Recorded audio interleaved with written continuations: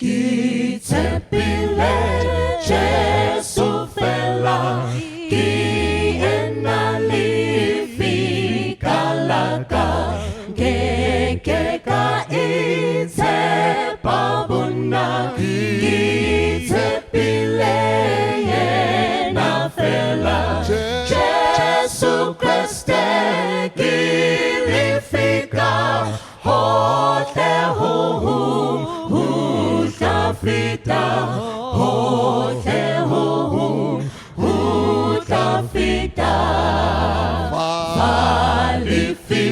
Falififili musira Kiikutatwa rong Yahweh Musififo sesituna Kitomami hu ene Emily Fikengele Toma Menhu Kiresite Mu omumwe Kimusawa Isifungo Siklinile Ulabo Abang Tembile Nangmamina Ditangele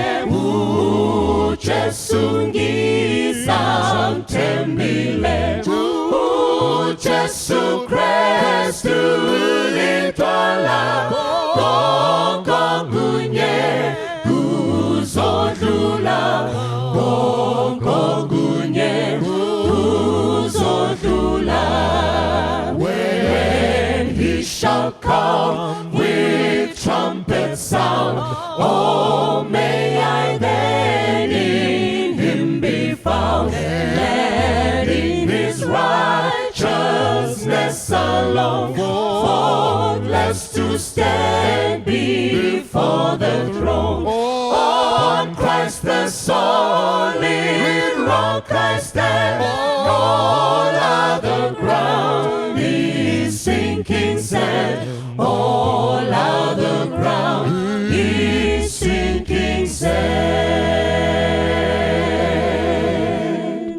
Kuwaye kuna mata Moyo unanawa Toya kuna Jesu Bonesi wedu Nekutenda toya Ujishago chedu Ora pawa kaneta Shakana kakuwayo Mukuna mata Tino komborerwa Ora pawa kaneta Shakana kakuwayo Nguwaye kuna mata Tenzi oswedera Anetiti kunzwa wana wajijema Jesetino jisa Amakomba ake Orabawa kaneta Shakana kakuwayo Mukuna mata Tino komorerwa Orapawa kaneta Shakana kakuwayo Nguwaye kuna mata Apo anoyezwa Zoisa kuna Jesu anobatsira Nemoyo wekuzira Obvisa shinetso Ora pawa kaneta Shakana chakanaka kuwayo mukunamata tinokomborerwa orapa wakaneta chakanaka kuwayo panguva yemunamato tinosembera zvikomborero zvese tinozviwana mukusembera iye hakuna dambudzo orapa wakaneta chakanaka kuwayo mukunamata tinokomborerwa orapa wakaneta chakanaka kuwayo.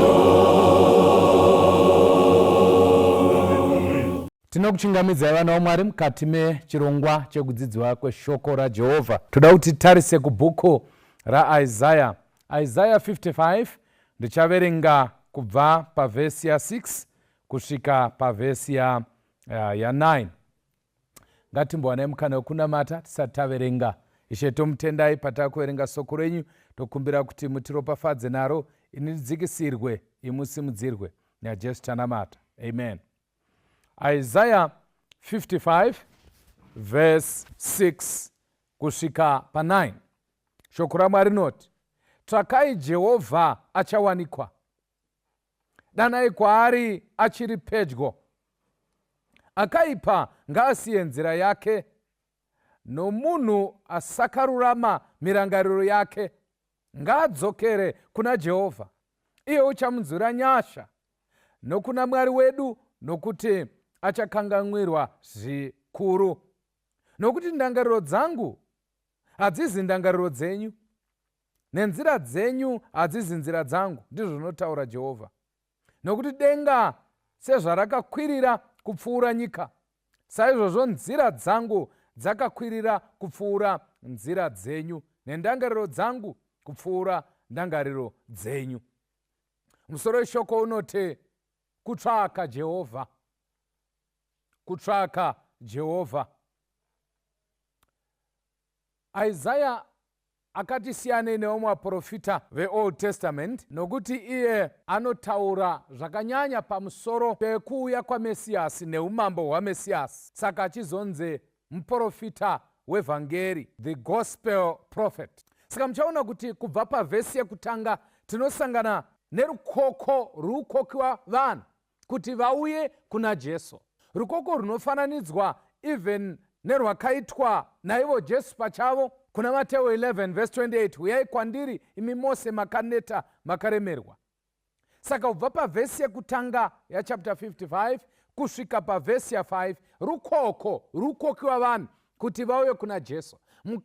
Mukatarisa rukoko uku gunotaridza kuti vanhu ava vari kudaidziwa kuti vauye kuzobhenefita, kwete kuti ari kuvadaidza pane chaachawana pakudaniwa kwavo. But vhesi ya6 panowaipo patichatarisa, pane zvinhu zvinokwana kuita 5 zvada kutarisa zvinopindura mubvunzo wekuti zvinoreveiko kutsvaka Jehovha. Chii chinombonzi kutsvaka Jehovha? Mukaerenga vhesi ya6 inotsanangura pfungwa iyoyo, inoti tsvakai Jehovha achawanikwa, danai kwaari achiri pedyo. Zvinoreva kuti kutsvaka Jehovha, it is to call upon the name of the Lord. Kudaidza zita rake. Chii chinonzi kudaidza zita raJehovha? Mukaverenga Jeremiah 29 verse 12 and 13, inoti, then you call upon me and go and pray to me, and I will listen to you, and you will seek me and find me when you search for me with all your heart. Saka chinhu chekutanga chinodudzira pfungwa yekutsvaka Jehovha, kunamata. It is prayer. Kana tinamata, pfungwa dzedu dzinenge dzichitsvaka kuti Jehovha vapindire mukati meupenyu hwedu. Saka kana Bhaibheri richiti tsvakai Jehovha, riri kutoti namatai. Kana makunamata, chii chinenge chiitika? Ndimi muchitaura naMwari. But kana Mwari akupindura, anopindura kuburikidza neshoko rake. Saka kunamata nekuverenga shoko raMwari. Naizvozvo shoko kana chiti tsvakai Jehovha achawanikwa, zvinoburitsa pachena kuti pane nguva yachazoshayikwa. Saka point yekutanga tisati taenda kure ndeyekuti wewe neni kana tine shungu dzekuwana Jehovha, ngatinamatei, ngatipfugamei, tinamata. The promise iripo, vanotsvaka Jehovha nemwoyo wose vachamuwana, anowanikwa. Pane vanhu vakawanda vari kutsvaka mabasa but havasi kuawana. Pane vari kutsvaka vasikana vekuroora, ndiri kuhwa kuti havasi kuawana. Koita vasikanawo vari kutsvaka vakomana vari kuvashayiwa. Unogona kutorasa mombe unodzitsvaka but wodzishayiwa. But kana pane promisi yechokwadi ndeyekuti vese vanotsvaka Jehovha vanomuwana. Munoziva here kuti pane mwenguva kana munhu achida kunetsana nemunhu konzi uri kunditsvaga, ukanditsvaga uchandiwana, kureva kuti matauro ari kuita nezvauri kundiitira kuita kuti pfungwa dzangu dzive nehasha. Muri kubata pfungwa yemunhu ari kuti uri kunditsvaka, ukanditsvaka uchandiwana. Zvoreva kuti kana titsvaka Jehovha tiri kunopinda mupfungwa dzavo, topinda mukunzwira kwavo, topinda mukuve nenyasha dzavo, tiri kupinda mupfungwa dzaJehovha kutsvaka kuti Mwari vanodeiko pamusoro pedu isusu. Izvo zvinobva zvatipa point yechipiri sekura kwandaita zvinhu zvishanu zvotitaridza kuti kutsvaka Jehovha kunorevei. Pane vanhu vakawanda unoti ndotsvaka Mwari, asi kana vasinganamata nekuverenga Bhaibheri, shoko raMwari, kutaura chokwadi havamuwani. Mwari anowanikwa wakapfugama. Hatipindi musango kana kugugula kutsvaka Jehovha. Kana tonamata, mabvi edu maviri ndokugugula kuti tiwane Jehovha. But haumuwani kana usingaverengi shoko, because it is through his word that all our prayers are answered. Minamato yedu inopindurwa kuburikidza neshoko rake. What am I saying? Kana uchinamata pamusoro pekuti unoda mbereko, ukaverenga mukati meshoko raMwari, uchasangana nechemberi yanga yachembera yakanga ichinzi Sara naAbraham. Mwari wakaita sei? Akavapa. Saka kana wakunamata unoclaima the promises of Genesis chapter 18, Genesis chapter 17, kuti Mwari zvamakaitira kuna mbuya Sara ndokumbira kuti mundiitirewo ini, nokuti muri Mwari asingakundikani. You are a God of impossibilities. So kuverenga shoko raMwari kunotikwededza mumhinduro dzaJehovha pamunamato yatenge tichiita. Point number 2, zvinorevei kutsvaka Jehovha? The Bible says, verse 7, akaipa ngaasiye nzira yake, nomunhu asakarurama mirangariro yake ngaadzokere kuna Jehovha, iye uchamunzwira tsitsi. Amen. Pfunga ndoda tumuandalaine musoro menyu ndeyekuti ngaadzokere. Hautsvaki Jehovha kana usina kunge unaye. Unotsvaka mombe dzaungaona dzozvo, unotsvaka chunhu chauri kuziva chauri kudaka, unotsvaka kandokunge uchiziva kuti uri kutsvagei. Unoziva kuti chinokushayisa zvimwe zvinhu kusaziva kuti zvii zvauri kutsvaka. Kana ukasaziva chauri kutsvaka kuti unoda chinhu chakaita sei, zvii chaizvo zvauri kuda, matsvakiro anokunetsa. Saka vari kunzi ngavadzokere, kureva kuti pane imwe nguva yatinenge tiri kuna Mwari tobvisiwa nezvimwe zvinhu zvinoitika muupenyu. Saka kutsvaka Jehovha kechipiri, point yechipiri, it is to do what? To forsake ways and thoughts that dishonor him. Amen. Kusiya nzira, right, nepfungwa dzisingakudzi Mwari. What does that mean in a one word? To repent. Why? Because kwanzi kutendeuka kuita sei? Kutendeuka is turning away from sin and turning to God. Saka pfungwa yekutanga yatataura ndeyekuti munhu ngaanamate achitsvaka Jehovha, overenga shoko achitsvaka Jehovha, but munhu ngaatendeuke.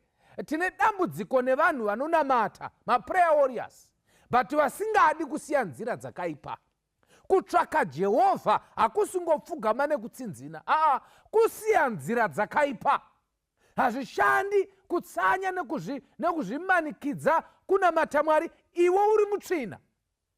unofanira kusiya nzira dzakaipa. Actually vari rakashandiswa rekuti kuipa riri kubva pavari rinonzi evil, I mean devil, which shows kuti idzi nzira idzi inzira dziri kukonzereswa nadiabolos. What is evil? It is sin. So kusiya nzira dzakaipa, kusiya chitema. What is sin? It is breaking of the law. Saka kusiya nzira dzakaipa, kutendeuka nekuva obedient nekuchengeta mutemo waMwari, kungonamata munhu achingonamata asingateereri zvitaugwa naMwari. Kwanzi na Samueri kuna Sauro, kuteerera kunokunda zvibayiro. Saka kunamata zvibayiro, asi kana tikasateerera kwanzi hapana zvatenge taita. Saka vari rechipiri randoda kuti muinde makabata nderekuti we must repent. Tinofanirwa kutendeuka. Point number 3, what does it mean to seek the Lord? The Bible says in verse 19 of Isaiah chapter 8, zvino kana vachiti kwamuri, bvunzai masvikiro navavuki vanorira nekuita zevezeve, ko vanhu havafaniri kubvunza Mwari wavo here? Ko vanofanira kubvunza vakafa pamusoro pavapenyu here? You see now, Isaiah achitsiura pamusoro pemararamiro anofanira kuita vanhu paupenyu huno. Isaiah anoti kana muchipiwa advice yakaipa mukaiteerera, hamugoni kuwana Jehovha. Saka point yechitatu inoti to consult him instead of consulting counterfeit revelations. In other words, uku kuvhunza Mwari.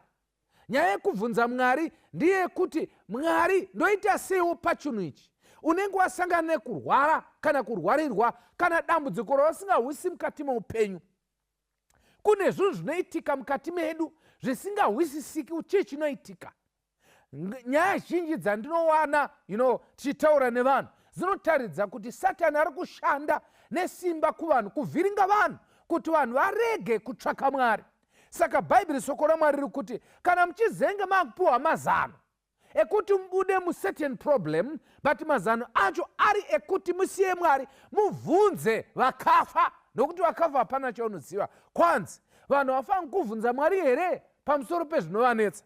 Saka kana uchida kutsvaka Jehovha mukati meupenyu hwako hwese, bvunza Mwari. Usabvunze masvikiro kana kubvunza n'anga kana kubvunza vaprofita vakaipa. Varipo pakati pedu zvino vari kutambudzwa nadhiabolos nezvinhu zvakasiyana siyana. Tichava kupera kwerusando, but nekuda kwokuti vanopererwa, vanopiwa mazano kuti izvi hazvichadi kunamata izvi, izvi zvakuda kuti umbobuda unodzoka ureurura. Vazhinji vari kubatiswa tsvina naSatani kutsvaka mhinduro pane zviri kuvanetsa. But the Bible says munhu waMwari haafaniri kuhere kubvunza Mwari padambudziko rake. Usabvunza sekuru kana mbuya kana kubvunza muprofita kana anoita zvemazango kana anoita nteve kana zvekusungirira. Bvunza Jehovha. Unobvunza Mwari seko? Through the word of God, through prayer. Kana wanamata ukaverenga shoko, Mwari anokupa mhinduro kuburikidza nemunamato wako uye nekuverenga shoko. Vazhinji vari mudambudziko rakasiyana siyana. Vamwe vacho vapoya, vabuda, vaenda kunovhunza. This is why ndichifunga kuti Mwari vakati kuna Adam and Eve, imi muri mubindu reEdheni, ndakupai zvese kuti mudye, ndakupai zvese izvi kuti zvive pasi penyu, asi ndoda kuti muti uyo wokuziva chakanaka nechakaipa musaubata. Kana kudya muchero wayo, musi wamunozviita muchafa zvirokwazvo. Muti uyu wakanga uchinzi muti wekuziva chakanaka nechakaipa. Ini ndinowanza kufunga kuti zvakanaka imwe nguva kusaziva. Kuziva kwakaipa. Kuda kuziva hope dzese dzaurota dzinorevei, pakangwete chakati zvinorevei. Kuziva kwakaoma. That's why vakuru vachiti ukatsvaka makudo mugomo unoawana. Vanhu vakawanda vanoda kuziurura pamusoro peupenyu hwavo vanopedzisira vapinda mukati mematambudziko emashavi nekupinda matambudziko edzin'anga kuda kuziva. Bhaibheri soko raMwari rinotizivisa kuti kana moda kuziva, ziva Jehovha. Ukaziva Mwari, iwe uchakuprotekta muzvinhu zvako zvawaziva kuti ndivatete vakakonzeresa kuti usarogwe. Zvinodi zvawaziva kuti ndo akaita kuti mwana atadze kupasa chikoro, aite rombe. Zvinova kudi kuziva kunokuita problem. But kana ukaziva Jehovha nekuvatsvaka, zvirokwazvo waponeseka, nokuti unenge wakaputirwa pazuva zvepano panyika, but uchiziva zvekumusoro kudenga. Pavakangoziva vana Adamu neEvha vakasiyiwa vakashama. kuziva kumwe kunoita kuti tibviswe zvimiro nekubviswa mbiri yaMwari, tosara tiri mukati memadhaka. Ndiri kufunga kuti izvozvo zvokuti hauna chaunoziva izvozvo zviri nani. Handisi kuda kuziva Mwari, ndiri kuda kuziva zvinoitika paupenyu hwako. Of course unotofungira kuti there is something. Ramba wakangodaro, kwete kuzvitsvaga. Paunozvitsvaga Satani anozvifumura achitaura, anoroya uko, unoroonora kune imwe nzvimbo. So zviri nani kuti urarame usingabvunzi pamusoro peupenyu hwako kune vamwe, but ubvunze kuna Jehovha. Musi uya mukomana anonzi Ezekiel ari pakati pemapfupa akaoma, anovhunziwa naJehovha, mapfupa aya angararama here? Ezekiel akati kudii? Akati, imi Jehovha ndimunoziva. Anoziva kurarama kwezvinhu zvakaoma ndiJehovha. Usabvunza munhu pamusoro peupenyu hwako, haana chaanoziva.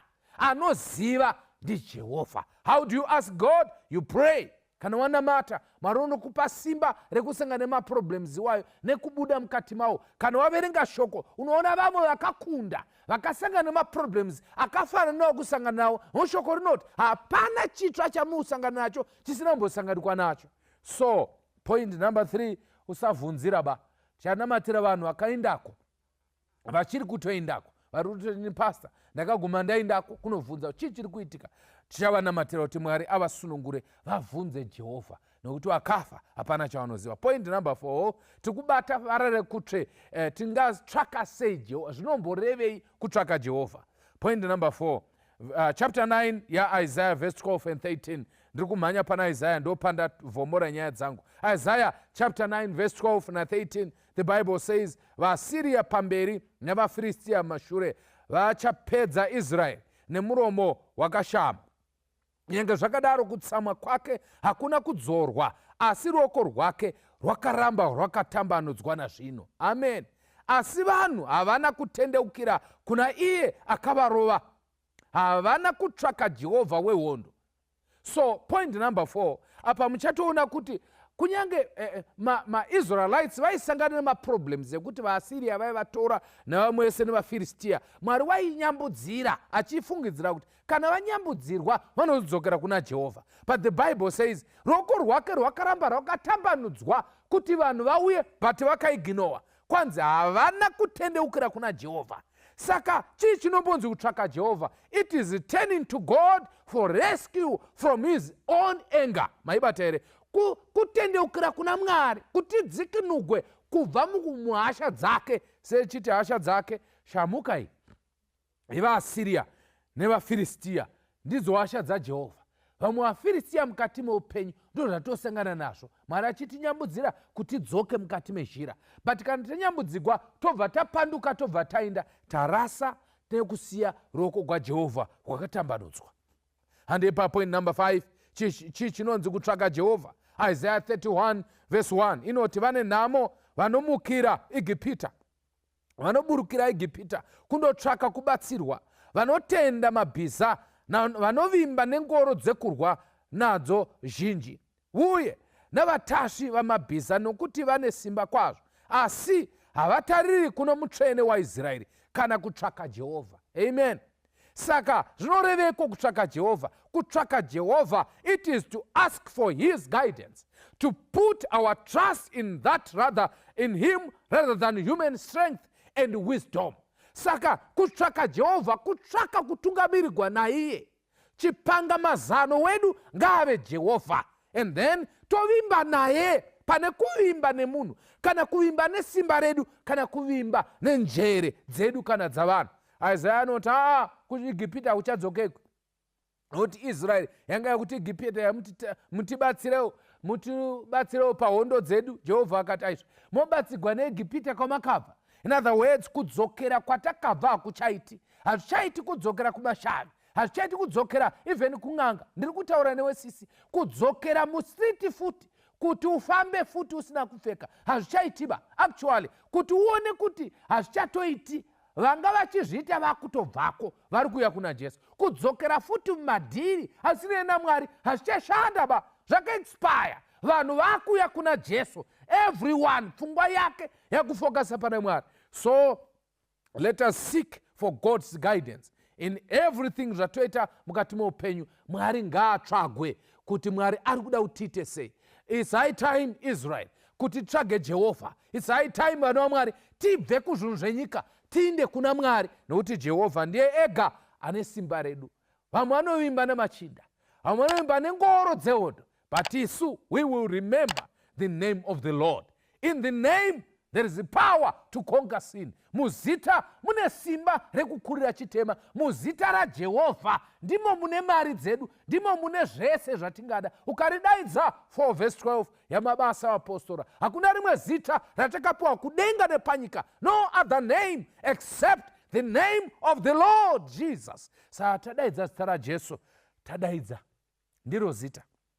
So seeking the Lord is to seek for his guidance and put our trust in him rather than in human strength and wisdom. The door is open. Zambara rakazarwa kuti wewe neni tipinde. Is this your prayer, Pastor? Pastor ndina matireo ndodawo kushandisa mkana wemuko wakazaruka. Nditsvake Jehovha, kanda mutsvaka ndimuwane, nokuti shoko raMwari rinoti vanotsvaka Jehovha vachimutsvaka mweya nemuzvokwadi vachamuwana. Kana uchinge wamuwana, Jehovha uchavapa upenyu usingaperi. Is this your prayer? Ndoda kutsvaka Jehovha. How should you seek the Lord? By prayer. How should you seek the Lord? Siya nzira dzakaipa. Unotsvaka sei Jehovha? Usainde kun'anga nekuvaprofita vakaipa. Unotsvaka sei Jehovha? Iwe pachako huya kuna Jehovha kana wasvika panguva yekutambudzika. Seek for his rescue and then tsvaga guidance yavo. Kana wazvitsvaka, Jehovha anoti ndangariro dzangu nenzira dzangu dzakapesana nedzenyu, tsvakai dzangu tigova vanhu vamwe chete. Ellen White anoti kana character dzedu dzafanana naMwari, Jesu achauya kuzoclaima his own. Is your prayer saying ndoda kutsvaka Jehovha?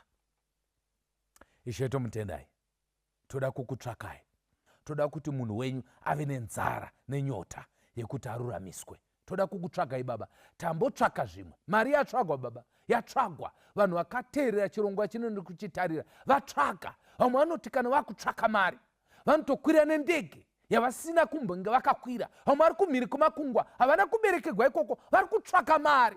Busy kutsvaka mari. Zvakaipei kuti vararame? But Mwari haasi kutsvagwa Baba. Tibatsirei tikutsvagei. Vamwe kana vakutsvaka goridhe vanoenda pasi 100 meters, 2 kilometers vachitsvaka ibwe goridhe. But imi Mwari hamutsvagwe. Ndimi mega masara kutsvagwa. Vari kutsvaga mabasa, vari pamabasa vanotsvaga mabasa. Please Father, give us the guts dzekukutsvakai mukana uchiripo. Kana takutsvakai mati muchawanikwa neanotsvaka nemwoyo wose. Takutsvakai Baba, wanikwai nesu, wanikwai nemusikana uyu, wanikwai nemukomana, wanikwai nebaba, wanikwai nemhuri, wanikwai neZimbabwe. Muzita raBaba neremwanakomana neremweya mutsvene. Amen. God bless you. Jesu mnonore wangu, muriri wangu,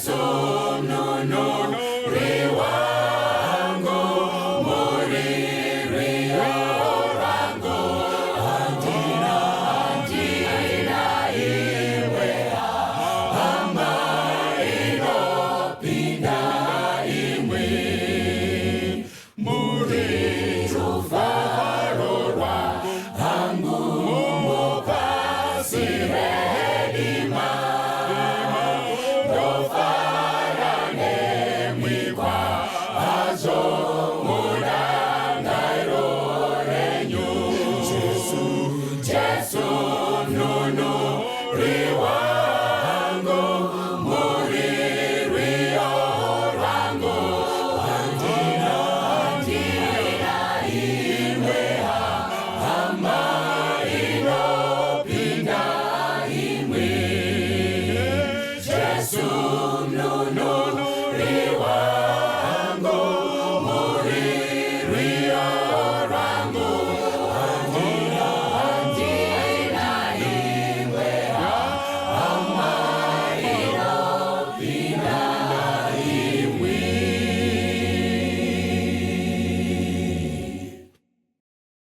Douya kumchinjiko, ubofu neurombo, andidi chimwe chiro asiru pone soro, dosimbi rakunemi ye pa Calvary, dinofu kama pasimu mundipo neseini.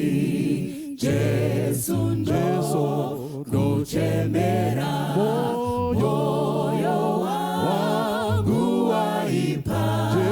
Jesu ye wataura ndinozo kuchenura, dosimbira kunemi ye pa Calvary, dinofu kama pasi mundipo neseini, dapaje sekunemi giroje seje pasi moyo je nemuiri uwe nyunarini, dosimbira kunemi ye pa Calvary, dinofu kama pasi mundipo neseini, dosimbira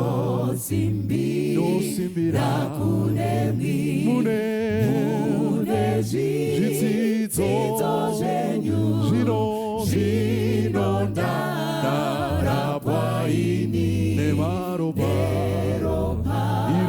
lora Kristu, dosimbira kunemi ye pa Calvary, dinofu kama pasi mundipo neseini. Jesu arikuya, moyo wangu wazara, zinonda kachenurwa birikura na Jehova, dosimbira kunemi ye pa Calvary, dinofu kama pasi mundipo neseini. Jesu arikuya, moyo wangu wazara, zinonda kachenurwa biriku na Jehova ndosimbira iyo nyenye Kalvari ndinovuga basi mundipo neseini ndosimbira iyo nyenye